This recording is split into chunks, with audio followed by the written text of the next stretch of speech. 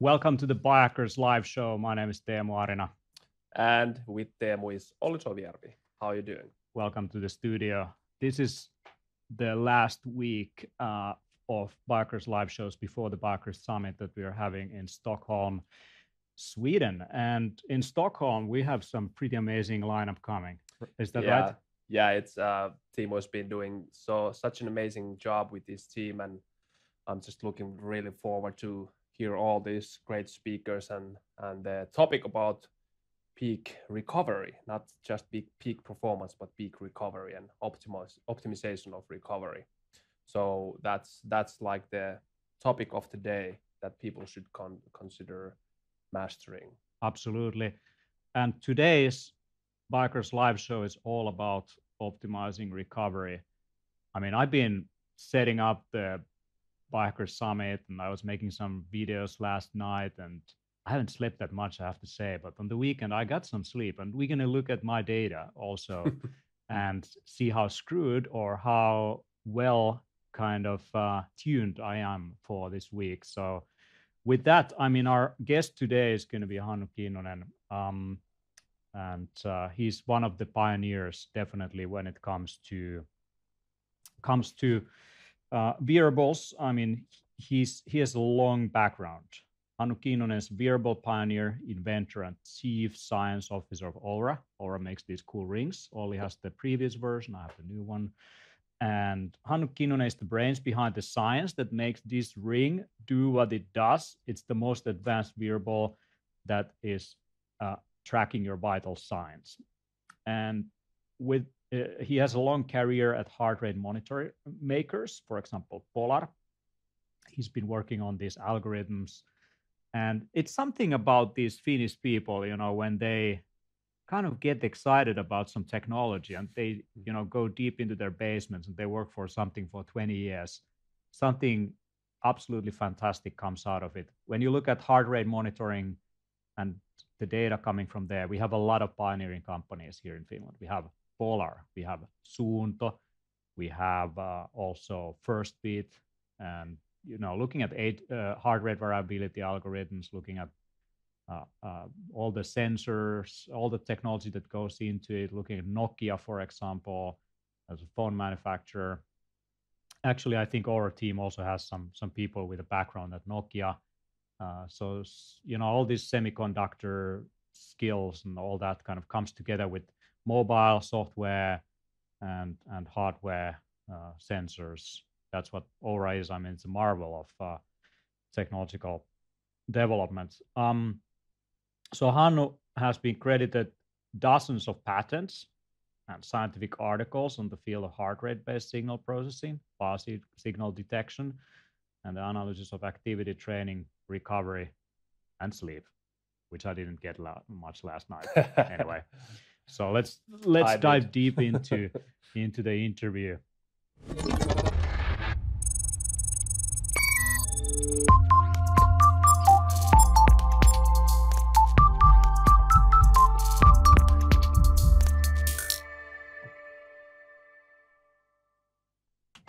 Hey, Hannu, how are you?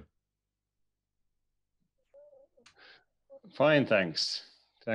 Great to be here. Welcome to the show, man. Welcome to the show. So you have been busy launching the new ring. I assume there has been a lot of things going on in the office. So I appreciate so much that you're here with us for this interview. Yes, of course. Yes, even though like most of the calculations and metrics we are having or embedding in this new ring are pretty much similar that was with the previous generation. There are still some new things, great things on the algorithm side, and then also like all the sensors are new.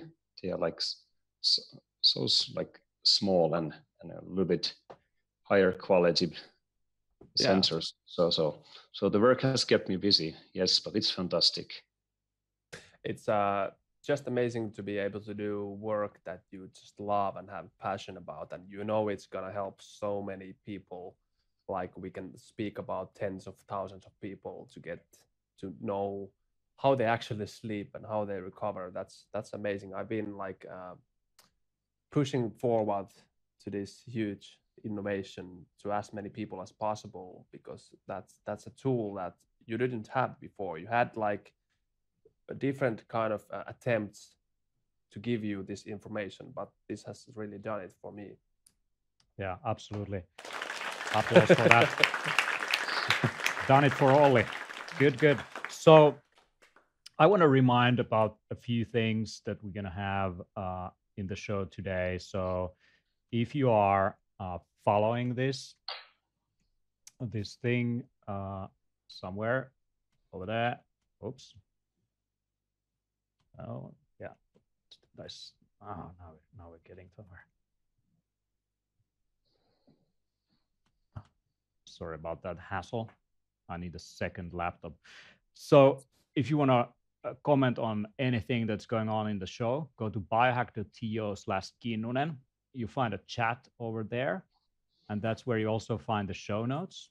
And any questions that you might be asking about the new Oura Ring or wearables or sensors or sleep tracking, whatever, we try at our best to cover in this show.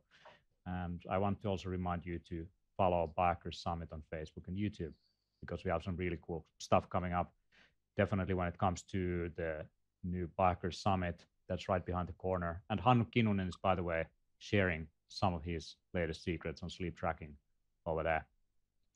And so, Hannu, like, what got you interested in wearables? Like, what's the story behind that? Like, how did you get tangled with all this?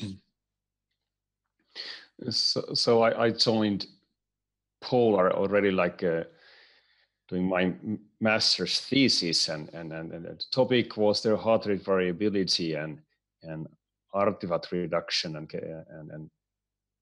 and then overall application of heart rate variability. And over the years, I almost lost my interest because it was so sensitive to the condition where you take the measurement. And but now, like after really measuring heart rate variability overnight, I really like regained my full interest in heart rate variability and how it reflects the overall recovery. But then, of course, then working at Polar, it was also a lot about measurement and documenting your training and exercise, and also some recovery analysis what we did there, and also like understanding how heart rate variability could be used to enhance your for the correct timing of your highest intensity exercise. Mm-hmm. So it was like a natural jump then to start to analyze sleep. And for me personally, it was also an opportunity to learn more machine learning based analysis, because then for some time I was entirely free from other responsibilities. I was able to concentrate on with my MATLAB for almost like 2 years. So it was great time for me. And really this journey has changed my understanding a little bit, because before it was like documenting and tracking what somebody does during the day. And now it's more like understanding how you organize your 24 hours to optimally serve what's most important in your life. And when your body is like ready for its aspect during the 24 hours. So like for me, it's like real like game changer, the understanding from having like this kind of linear, do this and this and this and this to succeed in your successful, rather than organize, think what's important in your life and organize them in a 24-hour. This device is such a pioneering feat.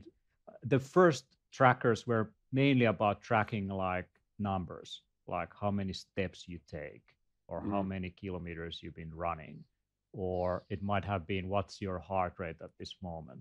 If it went a little bit more sophisticated, it might tell you if you were spending your time at specific heart rate zones. But it was all about the data. And that was also the first generation of sleep trackers, where mainly looking at how many hours you slept. And some of them implemented kind of a sleep quality metric.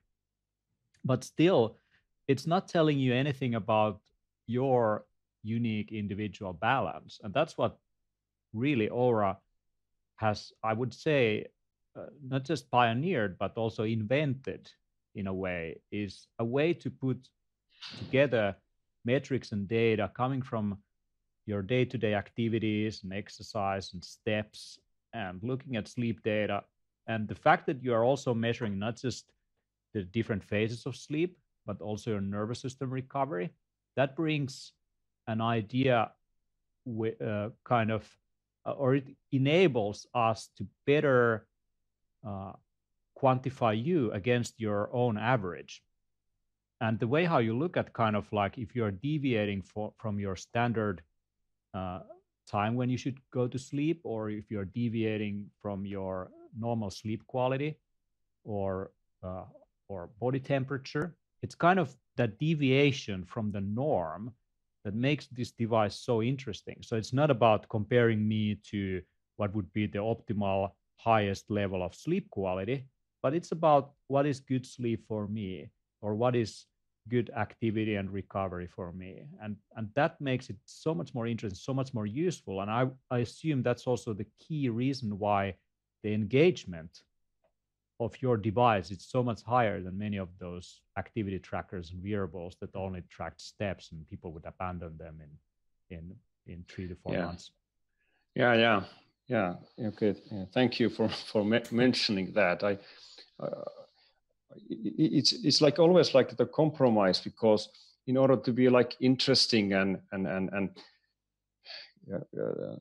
tell about, like, to get the people like understand, we always need to simplify matters a little bit. But I think this Oura is we show is a good compromise between like the complexity of real life and the simplicity how we would like to see our life and make us successful. Like and like this. One very important aspect for me personally is that it should these kind of devices should not be about competing against each other, and hardly even for competing against your own records. And it's like a very important fact that we have these various scores, like activity score, readiness score, and sleep score. Yeah. So what do you mean? Like 10,000 steps is not, something I should strive for? Okay, well, it's a good limit, but any I can talk that a little bit. Yeah. Anyway, what you're talking about here is competition, which is many of these devices are about competition, right? Yeah. But what I mean is that like 85 is considered excellent, and if your sleep score is 85, maybe it's better for you to concentrate on something else than sleep to make something significant with all that energy that you have. Okay, Hannu, I have one question. What if my sleep score is consistently all the time less than 85? How much? If it's consistently less than 85, what should I concentrate on? Then really sleep is a good thing to concentrate, because why is that? Yeah, well, even though you are like a very intelligent and creative, but I think especially this inspiring creativity part of you would increase if you would sleep a little bit more.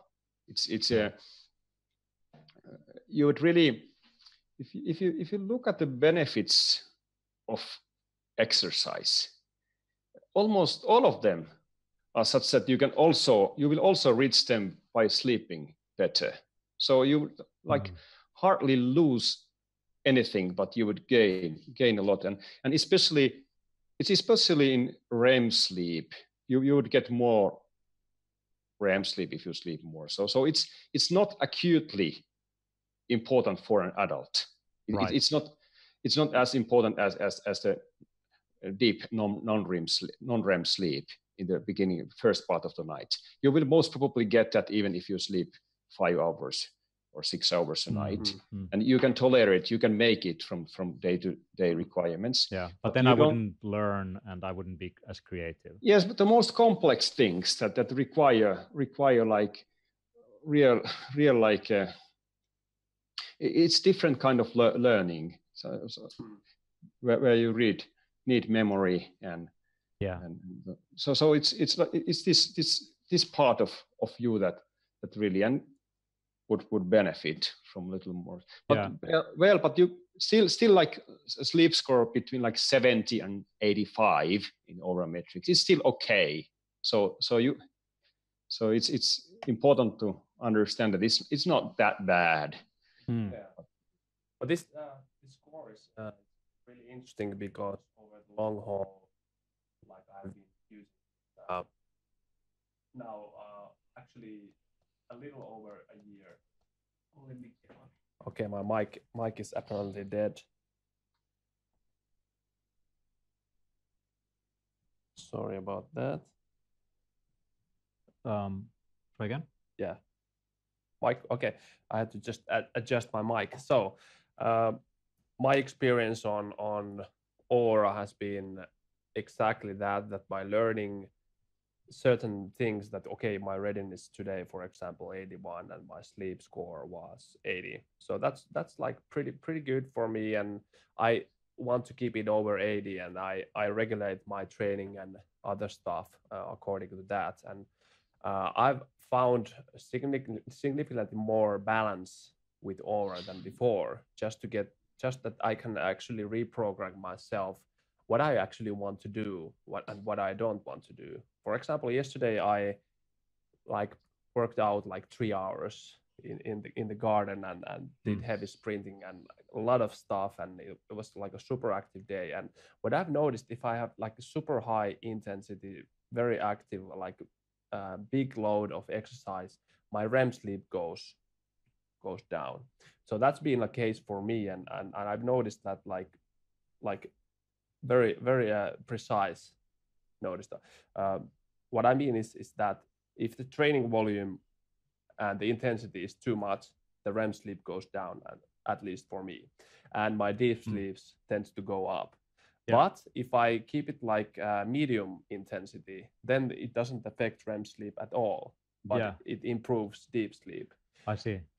So there are a lot of things you can play with this data and just compare it how it's affecting yourself. Yeah. And not try to, okay, my sleep score is 81. How big is yours? Yeah. So I have exactly the same experience with Oura. It's basically giving me so deep questions about myself and my own patterns. And sometimes I observe things that I would probably never been able to realize without Oura. And one of those examples, recent examples, was basically the way how kind of heavy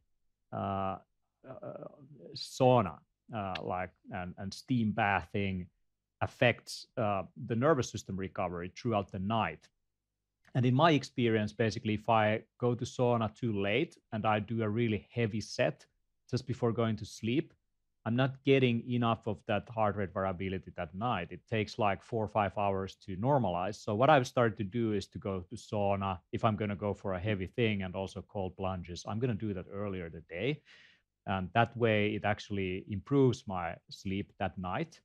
Or if I have to do, or if not have to, if I have the privilege, which I should have every day, to go to sauna or, take a dip, I'm not going to do it as heavily. So then I get the recovery that night as well. So those are some simple realizations of using this device.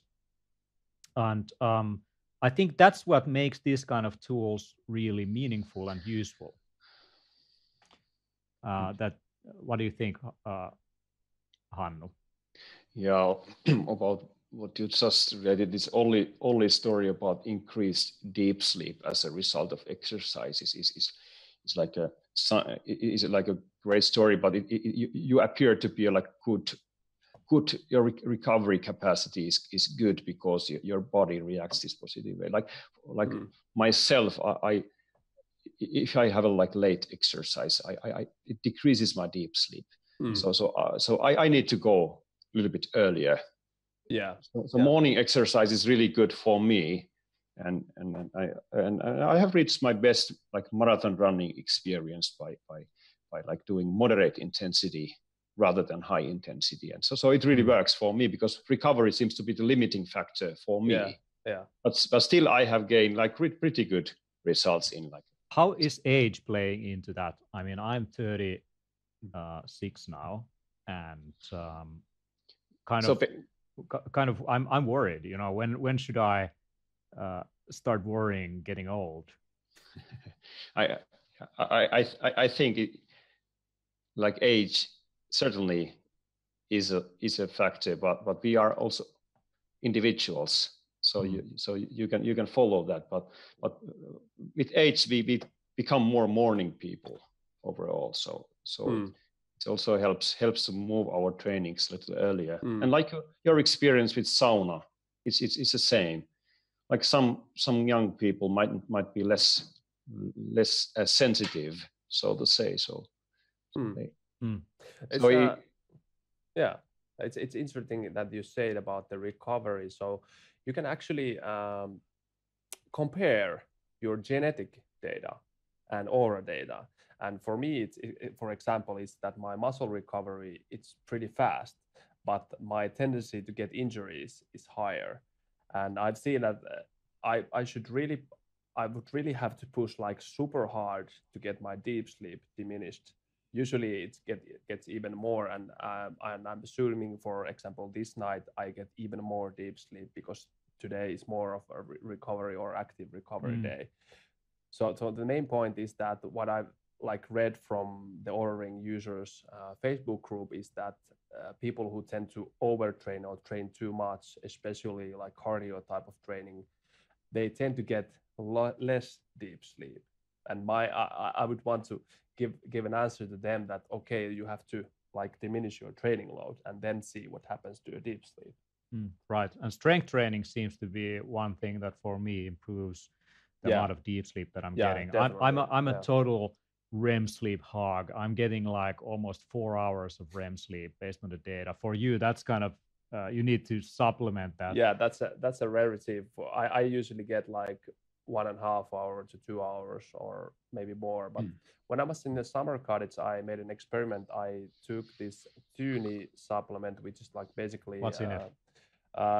It's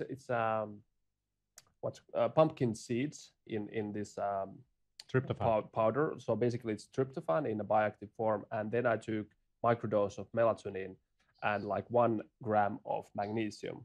Yeah. So then I got 3.5 hours REM sleep, which is very rare for me. So you can play with this kind of stuff if you want to. But it can excess REM sleep can also mean, Teemu, that you are a little bit morning type of person, and you go to bed a little too late. Really? So that. Damn it! I've been a night owl all my life, and looking at the genetics, I've convinced myself that that's for me. Tell me more. No. I really don't know exactly, but if the challenge with early REM sleep starting too early is that you don't get enough deep sleep. If that would be the case, so that's super interesting point. So these are exactly the things that we want to hear from you, these patterns that you have recognized. Okay, that if you start REM sleep too early, then you don't get enough deep sleep, and things like that. Do you have anything else that you want to highlight on these kind of things if you have too much of something? Okay, of course it's also possible that there's some part of that 4 hours of REM sleep is explained by some artifacts. So the ring is not 100% sure, but always there is a reason why it's showing so there is more.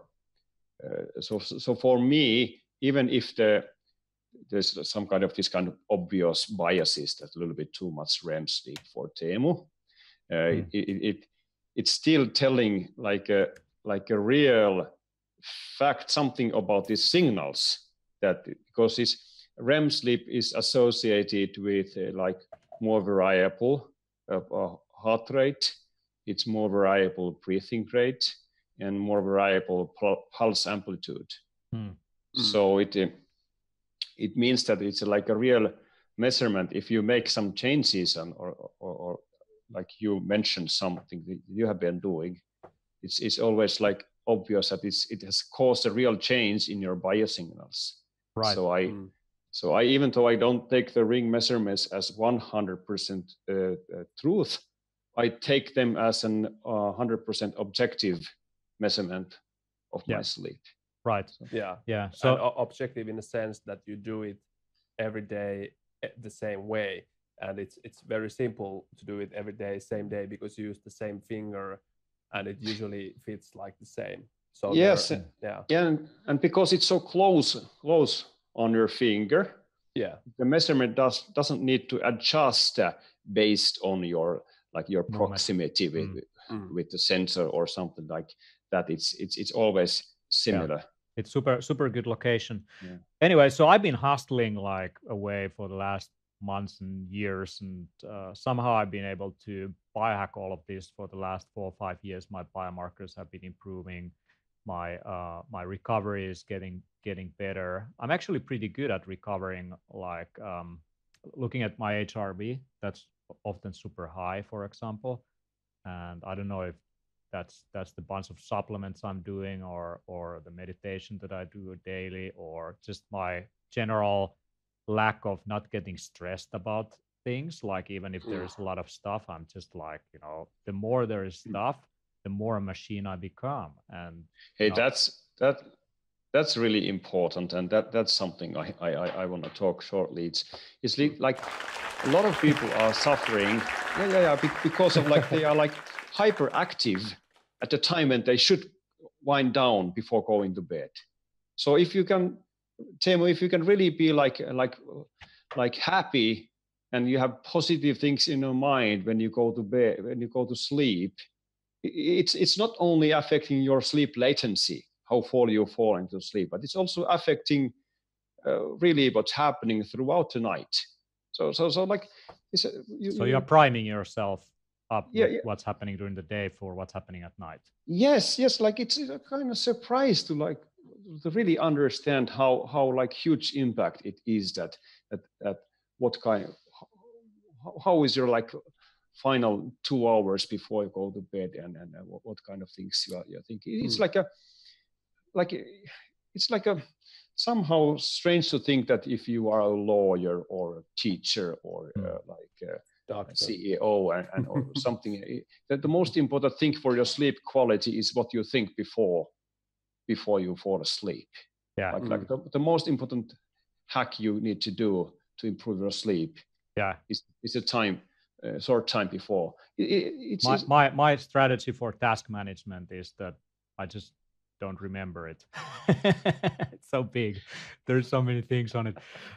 So yeah, I mean, you're totally right. One practice that I had for a long time is basically to, because there's so many things to do, so many things to hustle, that I list like 3 things for that day, that if I achieve even one of those, I would be happy for the day. And what I like to do also by the end of the day is to write down into my task list anything that kind of bothers me. So just get it out of my mind, basically. And then I'm good to go. And I really like to have a success by the end of the day, like finalizing a project or one small thing before I go to sleep, read an article, read a book or something. And that really primes me for a sense of achievement for that day. And then I think that I really like earned the sleep that I'm going to get. Yeah, and that's like different for everybody. That makes you really happy, and some of us want to be more organized, and some of us want to be more like improvise. We want to improvise, and But still we will not be like in harmony with our motivations and That's right. Talking about motivation, I mean, a lot of people are hustling, and I want to show a little insert of the week from Seamland about hustling, and we're gonna bring in Seam to reflect on getting things done and living your dream.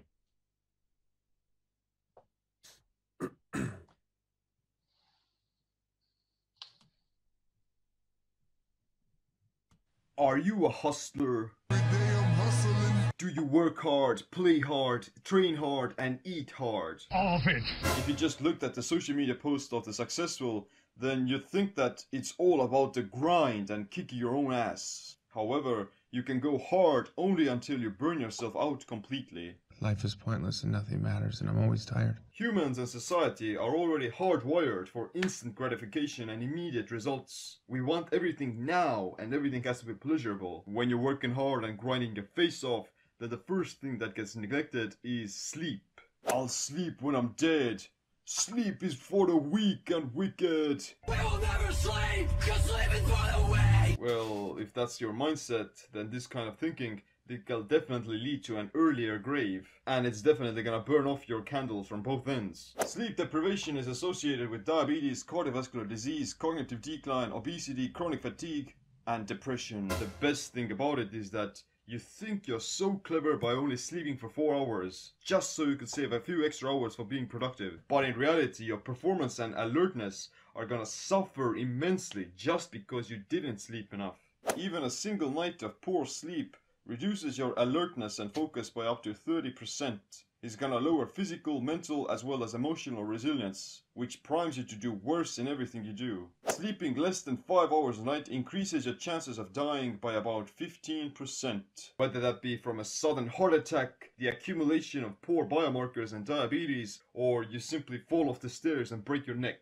Sleeping less than you need also makes you a more dangerous person for the entire society. There are many vocations that require your full alertness and wakefulness, like flying airplanes, driving, protecting the peace, doing electricity or surgery. If you want to work hard and play hard, then you also have to have the mindfulness and the discipline to rest hard. Let me sleep for the love of God! Recovery is equally as important for high performance than the actual exertion. You have to allow your body and mind to heal themselves before you can actually perform better. And the most important thing for that is sleep. Our environment is very anti-sleep because of social media, cultural myths of hustling hard, and the circadian mismatches of light exposure. If technology can disrupt our sleeping patterns, then it can also help us to optimize it. Sleep tracking is one of the easiest ways of actually forcing yourself to sleep better. You put more accountability on your shoulders thanks to having real quantifiable data on what you do during the night. What gets measured gets managed, and to improve something, you have to know what you're doing wrong in the first place. The best thing about it is that once you start taking your sleep more seriously, then you're going to improve your performance, you're going to feel better, you're going to improve your health, and you're going to get more things done. And if you want to achieve great results in what you do, then you have to be recovered enough. Just sleep a little faster. So, work hard, exert yourself, but at the same time, recognize when it's time to recover, and then give yourself the rest that you need. Every day I'm hustling, every day I'm hustling, every day I'm hustling, Every day I'm hustling. You have to sleep a little Yeah, faster. just sleep a little more. Seamland, are you there? I'm here, hustling hard. You're hustling hard, man. What's up? Well, at the moment, simply enjoying a good, nice summer weather, basically in Estonia. So it's very rare in these parts of the world, definitely. Yeah. How does that affect your sleep quality? Well, they say that it's better to sleep in a colder environment, and I definitely I noticed that I do sleep better when it's slightly cold and not so hot in a sense. But during the day, I think that it can also help to kind of go through this sort of a period where you're kind of putting some sort of thermal stress onto your body, and that's going to have like a beneficial effect on your sleep as well, like an additional source of stressor. Right. Yeah. For me, what happened basically last night was there's a construction yard on the inner courtyard, and some people started grinding away, extremely early in the morning. And that's a problem if you are a late owl, that you go to sleep late, and then there is all this working class of people who basically start their day with grinding away at 7 a.m. or 6 even. And that was super hard. And then it was so hot, I couldn't go to sleep again. I have this head around thing, all the light was coming in from everywhere. That was messed up. It was, I was primed to get over 7 hours when I went to sleep. But because of this, thank you, Finland. Thank you, Helsinki, for all the construction yards in the summer. Living in a city is a hell. I don't know how you seem are doing that. Is that the problem in Estonia? Well, I'm living in a natural environment on the Dude, you're countryside. Yeah, you're so lucky. I can show you actually what's outside. So it's nature all around me. I don't get that much. I don't get construction working people waking me up in the middle of the night. But at the same time, the highway is quite nearby, so I might get triggered in the morning, but it's not that big of a deal because it's not like a hugely populated area. So about temperature, it's interesting to notice that it's also very hot in Finland at the moment, like plus 25, plus 26. And last night, was the first night that I remember, I was tossing and turning, as the Oura used to say. That I was tossing and turning the whole night, and that's because of the high temperature. And I actually measure the temperature with my scale every night. So I've found an optimal temperature for me to be around 16 Celsius degrees. And last night it was 21.4. So what I've noticed also is that this kind of thing is also lowering my REM sleep. So Hannu, what do you want to say about temperature? What would be an optimal temperature for example, optimal REM sleep? Yes, it must be individual a little bit because what matters is your brain temperature. Yeah, and that's why happily why you can be covered by some sheets and blankets, and still the room temperature is affecting your sleep quality so strongly. Almost everybody has experienced what you described, that when the heat strikes, that the sleep quality goes down. But not without this kind of device, you couldn't really measure the difference between say 20, 18 or 16 centigrade. So I think it's an interesting thing. Mention about the brain temperature, because last night I was feeling body temperature okay, but I was feeling like my brain was boiling, because I was outside 5 to 6 hours or even more, 7 hours yesterday, and in the sun. So that definitely affected the sleep quality, even though I took cold showers actually 2 times and went to Neurosonic to get my nervous system a little calmer. But the temperature variation, that's one thing you definitely want to consider. But what about the temperature that the Oura measures? So that's more like a body. Did you get any? Should we get the app up, by the way, and take a look? I mean, a lot of people might be listening and wondering what all these numbers are and all that. So but only, how was your skin temperature as Oura measured? Was it elevated? No, it was actually minus 0.2. Yes, because so Oura is of course it's sitting on a finger, so it's measuring skin temperature, and basically during the night your skin temperature goes up. With increased melatonin, it goes up, and then further up when if you are below the blankets, and it's further thing. And it's during the first part of the night, it's typically the highest when during your deepest sleep, and it also can go high later during the evening. So Oura is basically getting following the course of the night and get some of these highest plateaus like where the temperature goes up, and takes like the representative value for you, and then it's compared to your previous nights from your baseline. And so this kind of 0.2 degrees in centigrade, it's about the error limits that typically can be seen. So if your temperature is more elevated by more than that, the ring will most probably detect it. So like anything like bigger than half a degree, it seems to be like very reliable, and that makes it also possible for women to follow their menstrual cycle. So now we have all this data and my data next to it. So here's my temperature variation. As you can see, it's pretty stable. What I've noticed about temperature is that if I like move and exercise a lot and then I don't eat to match the energy consumption, my temperature tends to go a little bit down, and that's probably due to the thyroid hormone production.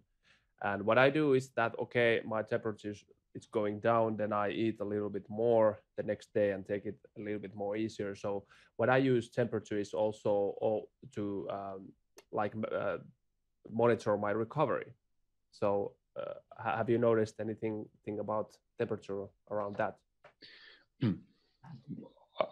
I think there hasn't been like this kind of systematic analysis because people don't generally have this kind of equipment.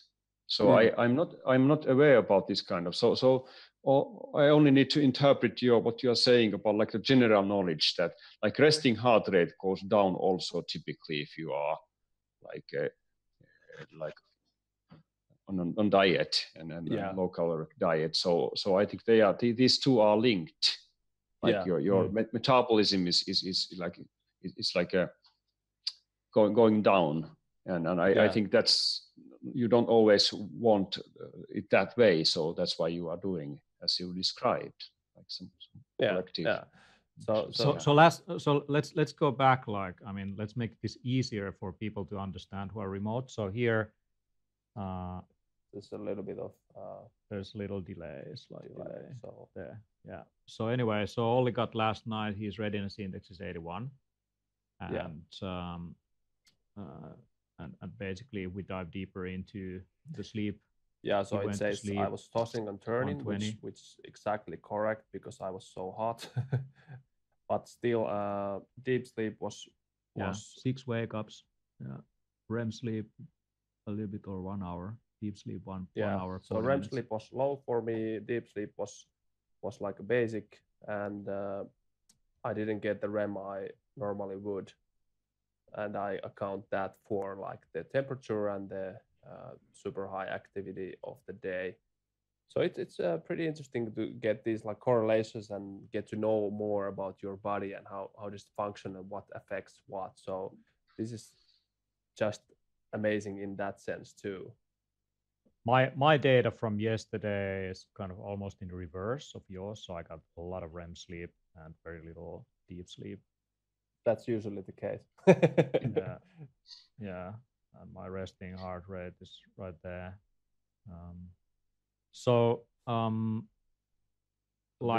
This is the new app, and it works kind of that you can go like peeling an onion. You go layer by layer, you go deeper and deeper into the data, and you can tap in and you can see specific data points. So what would you say, Hannu, is the biggest improvement compared to the earlier version of the software?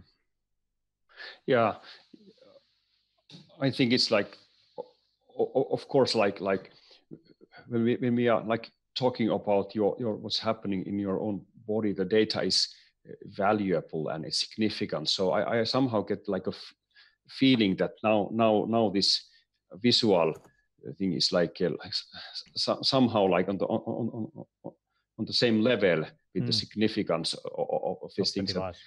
It's like makes you a little bit sensitive. Oh, how was really, and then these layers, because this allow us now like the further development, that on the front layer we can add more like messages that are like important for the entire day. Yeah.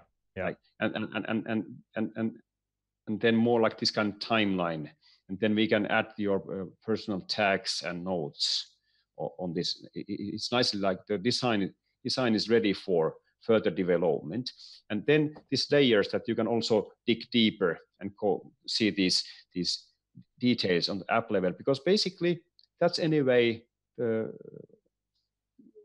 we want to see like fast what's happening. It's always requires more work to open a like personal computer or laptop to see. So we need to have more details on the app level also. And so I think that's both are important. This like this kind of like a theme of the day, that you understand that what your body is ready for today and what's the best times for doing everything. And then these moments you really find the best times for doing the best things. So this current app design, I like the most. I like this potential that it gives with this theme of the day and moments within a day. Yeah.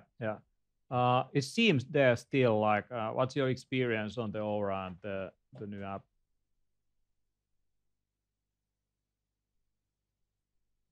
I guess he's gone. There's no seam. There seems to be no one there. There seems to be no seam. About the new app, I also like how you can easily take a look at the trends. So you can choose here, okay, bedtime start, deep sleep, REM sleep, resting heart rate, or if you want to watch more like this readiness stuff. So you can choose body temperature, heart rate variability, readiness score, and respiration rate. So this was for me a huge improvement, because this data used to be in the Oura cloud previously, and you would have to go into desktop and search from there. Of course, you can still do it, but I think this is a big improvement in the app. Yes, it's interesting that if you really want to go back to some interesting date what has happened in your body, it's sometimes hard to remember that when it actually was, unless it was a Christmas Eve or something like Independence Day or something. You really need to see the data and go back and see that, oh, here's the peak. Okay, this was the day when I run the marathon, and see how long it took for my breathing frequency to normalize after that or something. Yeah, so these functions also a kind of a diary. So you can see so like an activity diary or a sleep diary, and you can take notes. And I would still want to ask about the notes side. What's the main implementation or the meaning of adding a note? They're like two different things, because some of this analysis, like if you had like thinking like longer span, of course we need to build more artificial intelligence to help people to understand what are the prerequisites for improved sleep, improved daytime readiness and performance. So we need to help people and guide people, because not only show data, but tell them that, oh, did you pay attention, and these things seem to be beneficial for you. If you do these and these things during your week or day, then you will have like this kind of positive things. Yeah. Okay. But then also people like need to like they do this kind of self-learning, and they learn that, oh, this was explained by this and this and this, that you can really like give some notes, and then you can see them in your long-term trends that you can track, because sometimes these positive or negative effects come with a delay.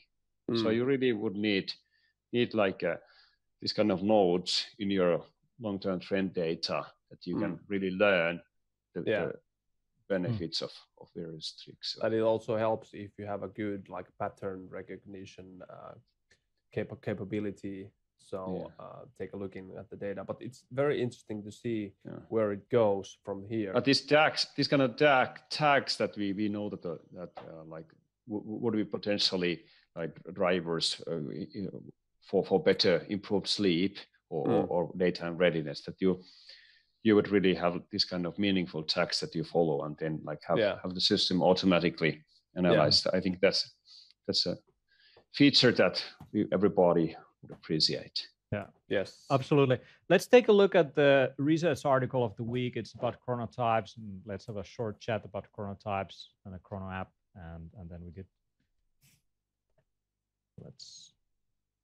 some challenges here. Okay. Here.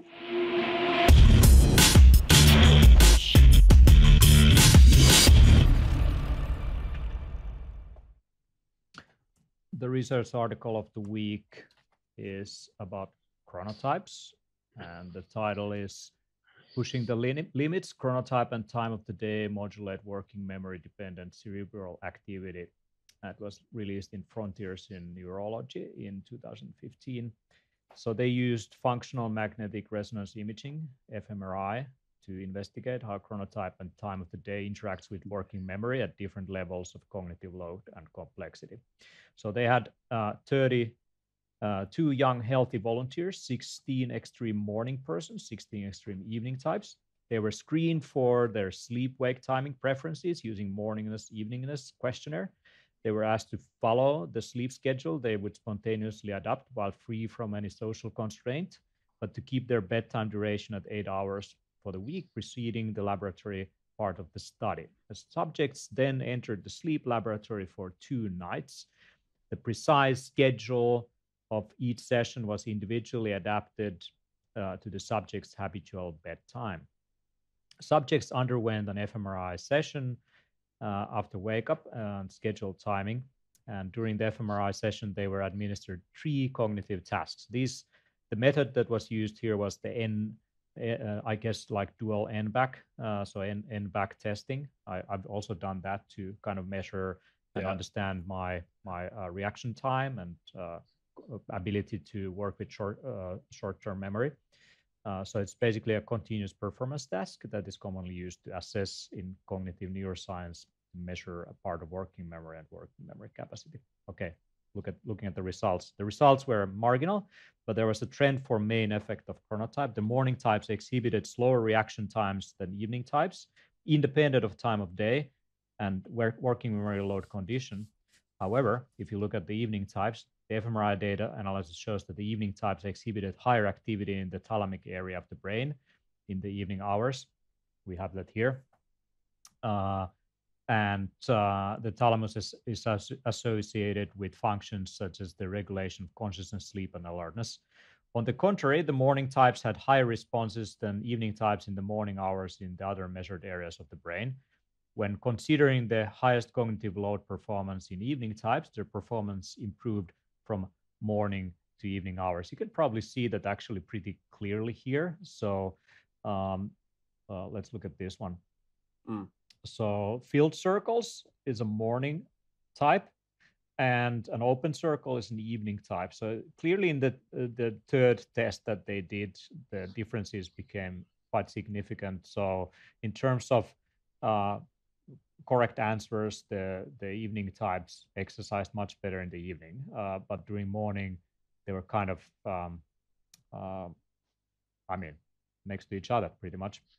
And the other tests looking at the brain activity, you can see the thalamus much more active in the evening for the evening persons. Like with Oura, what you're doing, you're trying to help people understand their own bedtime, understand their best time of the day, to do whatever they need to do and figure out what your chronotype is. So what do you make out of this study? This study that you were showing, or yeah, I mean just in general, like what comes to your mind from it? Yes, well, it's like my current like concern is that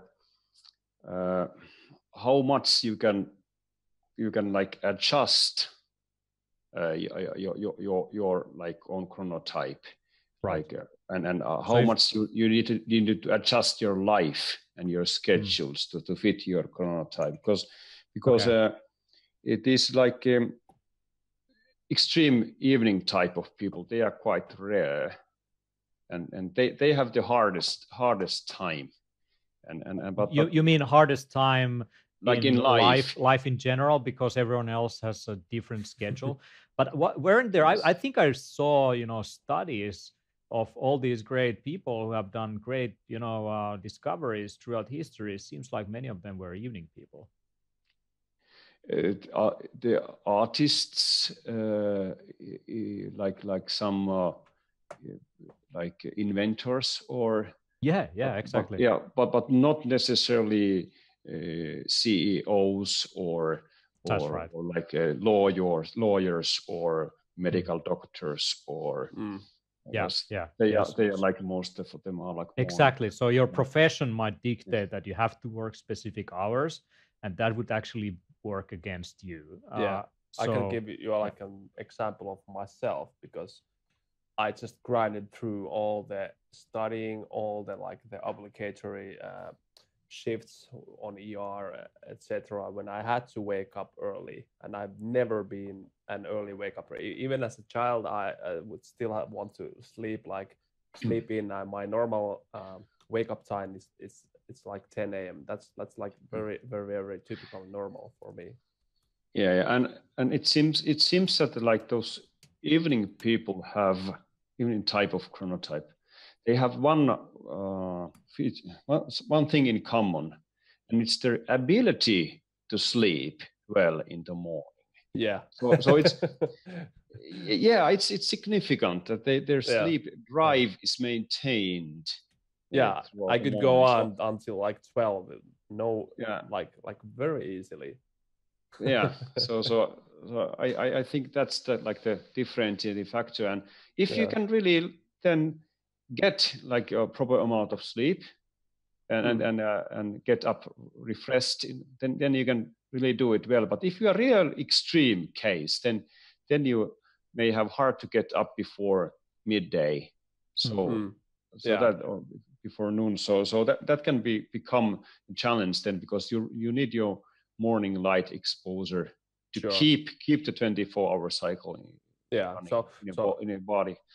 So are you saying that there seems to be like different on a scale from like extreme morning and extreme evening type? So most of the people go somewhere between that line, if you draw a line.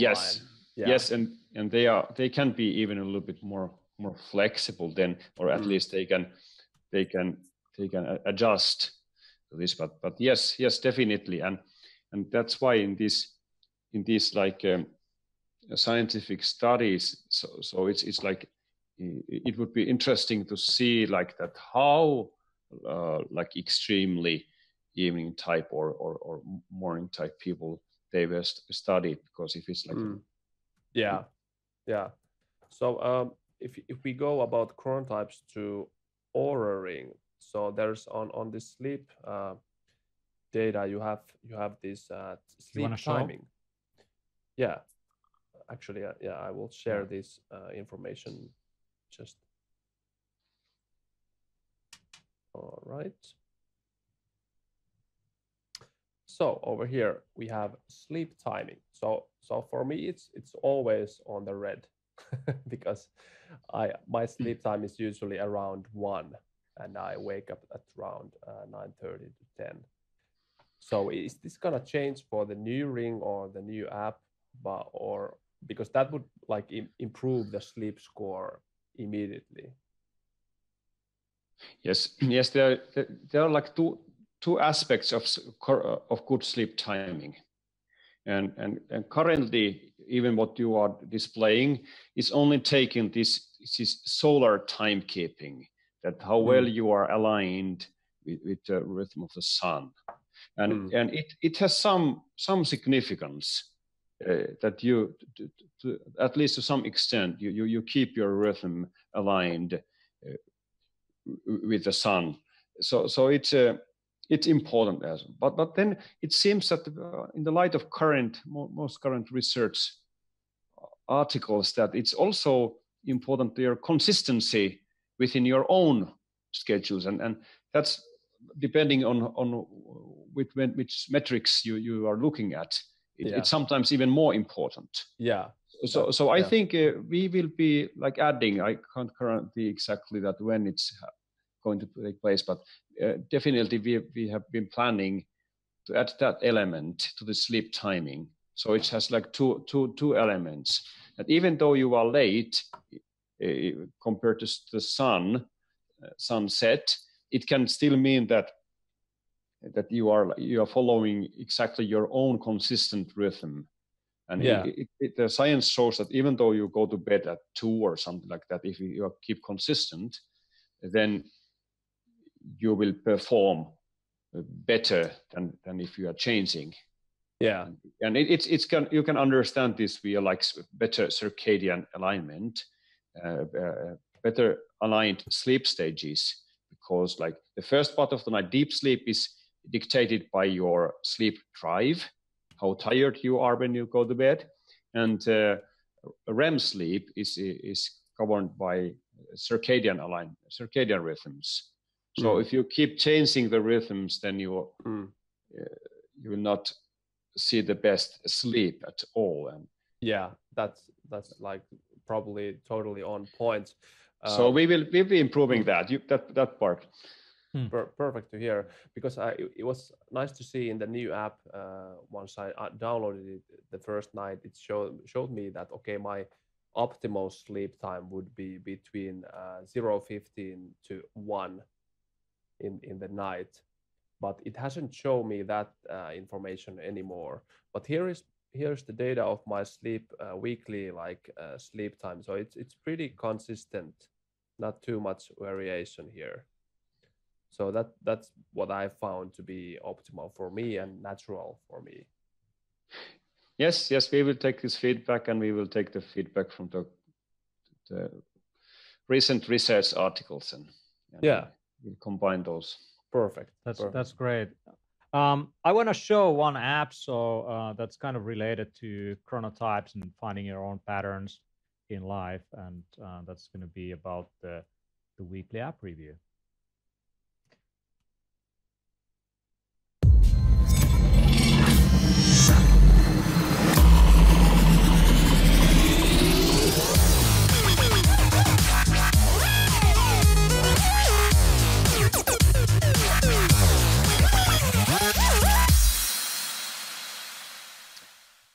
Yeah, the weekly app in question is something called O-Waves. And O-Waves is, I just stumbled upon this app when I was looking at the stuff available for sleep from the quantified self community. And someone made this app that basically helps you to make your own plan for your chronotype for your day. And I give you a quick example here. So I'm just going to generate really quickly an example of a day, and so this app enables you to make your plan for the day, and you can adjust. Let me see how this worked. Yeah. So, whoops. Okay, here. Yeah. Go to edit mode.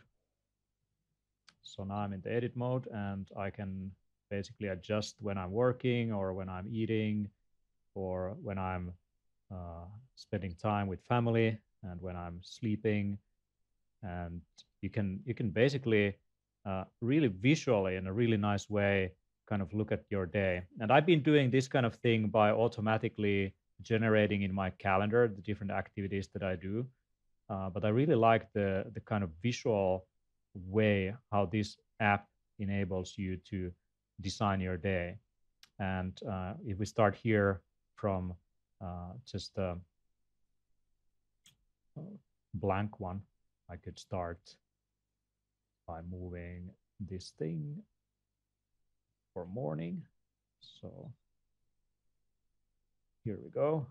Eat in the morning, then do some work. Then maybe you have a 2-hour do some breakfast. exercise. yeah, that's what I like. Spanish style. Maybe work some more, and then go to sleep at some point. And here we go. So this app, O-Waves, enables you to design your day. And then you can observe how your day has been on a monthly basis or a weekly basis. You can look at your day plans. You can look at different stats when it comes to, I mean, now I don't have much to show here, but basically you would have like an idea of how much you spend time in different activities. This app doesn't yet get data in from different places, but it can sync to Apple Health Kit. But I would love to see, an app like this taking in data from, for example, the Oura Ring or something like that, so that I could more visually look at my day and kind of better understand my own daily patterns. Some people might have seen some articles going around about the different writers and poets and scientists and what their typical day looked like. So they basically went through their memoirs and for example, Freud might have a cup of coffee in the morning. Some other dude might go for a walk, and that's kind of the typical pattern. So they work those patterns out from their memoirs. But now in these times, in these modern times, people can more clearly quantify and extract the data from the different devices and better understand their day. And I'm always looking at new visualizations and new ways of kind of looking at your day to better understand where you're spending your time. So that's O-Waves. It's free, and I believe it's going to improve as it goes forward. And this is right now, it requires quite a lot of like kind of playing around and tinkering and manual input. But once it gets more automated data input, I think it's a nice visualization of your day. What do you think, Hannu?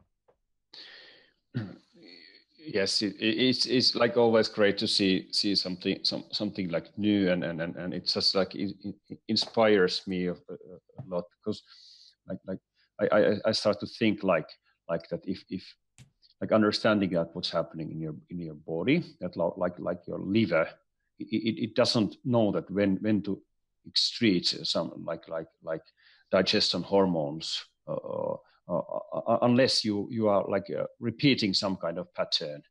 Like for instance, if you're like, first of all, you need to mostly eat during the day and not during the night. Yeah. And then if you have, everybody has experienced that if you always go to eat at certain time, like at noon, then you realize that you get hungry just before the normal like meal time. So your body is ready for that. The liver doesn't see that the food is coming. So it needs to prepare in advance and to be ready when the food comes. And so like always having this kind of stable rhythm or consistent rhythm with many things that the body actually needs to prepare for. So it's optimum, and this is exactly what I talked in before, that if you really want to be like an athlete, it's your real task is not to do the certain amount of trainings. It's to make your day, the whole day, such that it supports your motivation to become a better athlete. And you need to teach your body to prepare for the training so that you can maximize your recovery. And that you get the nutrition, and everything is ready for the most important training session. So this kind of organizing your day is really important, and we easily think that it's for kids, and good parents take care of their kids and have a stable rhythm, but it's really good for all of us. Yeah, totally. So it reflects the biorhythms that are like innate in us, and the circadian rhythms. And so the real metrics I would like to see, like the next step where I can already see that where this app is going is to see some of these stability metrics, and absolutely. And then of course real measurements. Some of those things can be like indirectly measured by like a simple wearable devices, and that would like complement Yeah. this. Yeah, like automatically Yes. tell you when you probably were exercising and if that was Yeah. strength training Yeah. or something. What I like about this watch, the Garmin watch, is that it has a mode for strength training. So when I go to the gym, I can turn that mode on, and it will actually calculate the sets automatically that I do. And I find that kind of an interesting addition to these trackers that usually are for runners. I'm not that much into running, so I can actually use that for it. What I like about this app, you can design your own icons. You can design your own day. I'm just having a glass of wine there and some avocados and blending up stuff. So I like visual ways of communication and understanding the world around us. But I mean, you pretty much gave us a really good overview of what's going on with sleep, where Oura is, where it's going, where it's heading. And I want to remind people that if you're interested in Oura Ring, I mean, in terms of all the sensors that are in there, it's the most advanced wearable that really ties all these different data points together. What I really like about it is that it really measures also stress and recovery and heart rate variability, and that's really key, I think, for anyone who is super busy, who is hustling, who is running from one place to another. You don't always get like 7-8 hours of sleep. Then the question is, how is your nervous system doing in those times? Or if you're exercising a lot, to better understand your nervous system might be kind of one of the key things to understand if you are overtraining. If you're interested in Oura, the new ring is now out, and they're already shipping the sizing kits. And if you're a latecomer, you can still get a discount with the code BLS. So Biohackers Live Show, BLS, that's the code at ouraring.com. You get $50 or euros off as a discount. It's the most sophisticated sleep and recovery tracker. So with that, thank you very much, Hannu, for joining us. I know that you're super busy with the launch of the new ring. And I mean, I'm looking forward to your speech, your talk at the Biohacker Summit. It's going to be awesome. Yeah, thanks, Hannu, and see you in Stockholm. Okay, thank you. See you in pleasure. Yeah. See you in Stockholm. And see you in Stockholm. Yeah. See you there. Awesome. Bye. Okay. So everyone listening out there and so on. So you can find the show notes at biohack.to/Kinnunen. We have the weekly research article. We have the link to the apps. We have the code if you missed that one with the Oura Ring. And I'm looking forward to seeing all of you at Biohacker Summit. If you can't join in person, we have a live stream. You can watch Hannu and 27 other speakers, and we have 22 sessions or so. It's jam-packed, a lot of valuable biohacking information. But with that, thank you so much for this. Thank you, Olli, for joining. Thank you. And, I look forward to our next guest. There might be a show tomorrow about genetics. We'll see.